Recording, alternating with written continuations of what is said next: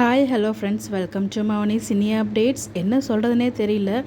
ஒரே சீரியலில் நடித்த 2 பேர் பார்த்திங்கன்னா அடுத்த காலமாகிருக்காங்க.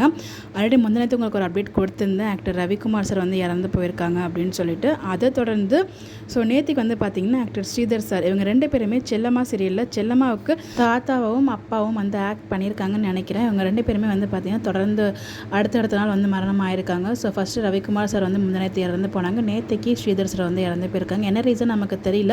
இவங்களுக்கு சடனாக பார்த்திங்கன்னா இறந்து போகிற மாதிரி அப்டேட் மட்டும் கிடச்சிருக்கு. நேத்தி கூட பார்த்திங்கன்னா அவங்களோட சீன்ஸ் இப்போ ரீசெண்டாக அவங்க பண்ணிட்டு இருக்க சீரியல் வள்ளியின் வில்லன் சீரியல் அவங்களோட சீன்ஸுமே வந்திருக்கு. ஸோ அதை அவங்களுமே ஷேர் பண்ணியிருக்காங்க. அதில் ஆக்ட் பண்ணுற ஹீரோயின் சித்து ஸ்ரீயுமே பார்த்திங்கன்னா life is unpredictable, the last frame with you, miss you Sridhar sir, rest in peace அப்படிங்கிற மாதிரி அவங்களுமே போஸ்ட் பண்ணியிருந்தாங்க.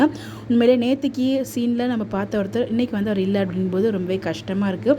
ஸோ டெய்லியுமே ஷெடியூல் அவர் ஒர்க்குக்கு வந்தவர் இப்போ இனிமேல் இருக்க மாட்டார். இன்றைக்கி ரொம்ப ரொம்ப கஷ்டமாக இருக்குது. ஸோ உண்மையிலே லைஃப் அன்பிரடிக்டபிளுங்க. அடுத்த நோடி நம்ம யாருக்குமே நிச்சயம் இல்லாத இந்த ஒரு வாழ்க்கையில் எவ்ரி மொமெண்ட்ஸ் என்ஜாய் பண்ணுங்கள். நீங்களும் ஹாப்பியாக இருக்குங்க, சுற்றி இருக்கவங்களையும் ஹாப்பியாக இருக்க வைங்க, ஹெல்த்தியாகவும் சேஃபாகவும் ஹாப்பியாகவும் இருங்க. இதுதான் உங்கள் எல்லாருக்கிட்டையுமே நான் சொல்கிறது. எதையும் ரொம்பலாம் திங்க் பண்ணாதீங்க. எது நடக்குதோ அது நடக்கதா போகுது. ஸோ ரொம்பலாம் திங்க் பண்ணாமல் ஹாப்பியாக ஜாலியாக என்ஜாய் பண்ணுங்கள்.